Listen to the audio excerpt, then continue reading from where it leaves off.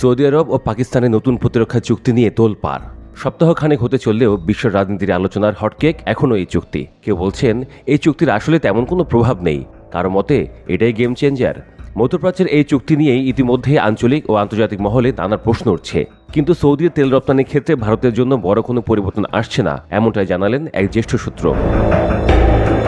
সূত্রটি সিএনবিসিকে জানায়, ভারত সৌদি আরবের অন্যতম গুরুত্বপূর্ণ ক্রেতা এবং রিয়াদ এই সম্পর্ককে ক্ষতিগ্রস্ত করার কোনো ইচ্ছা রাখে না।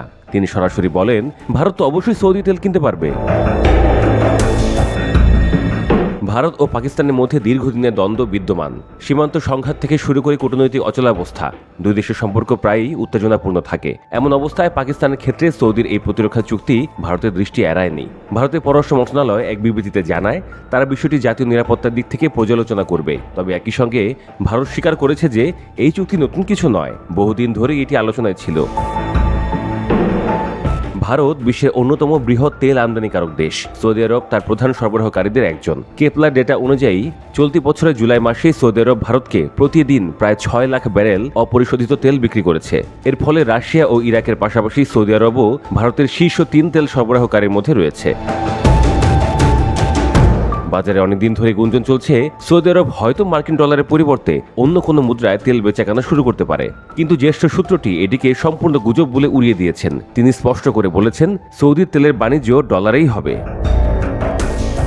ভারতের ইকোনমিক ট্রেড অ্যাসোসিয়েশনের প্রেসিডেন্ট আসিফ ইকবাল মনে করেন, সৌদি পাকিস্তান প্রতিরক্ষা চুক্তি মূলত জাতীয় স্বার্থের জায়গা থেকে দেখা উচিত। তিনি বলেন, প্রত্যেক দেশ তাদের নিজস্ব স্বার্থে কাজ করে। সৌদি আরব সবসময় ভারতের ঘনিষ্ঠ বন্ধু ছিল এবং থাকবে। অন্যদিকে আল-ধাবি ক্যাপিটালের সিনিয়র পোর্টফোলিও ম্যানেজার রশি গার্গ বলেন, যুক্তরাষ্ট্রের প্রতিরক্ষা নিশ্চয়তা নিয়ে এখন মধ্যপ্রাচ্যের অনেক দেশেই সংশয় তৈরি হয়েছে, তাই সৌদি আরব বিকল্প অংশীদার খুঁজছে। তবে এখনো পর্যন্ত উপসাগরীয় দেশগুলোর সঙ্গে যুক্তরাষ্ট্রের সম্পর্ক স্থিতিশীলই আছে বলে তিনি মনে করেন।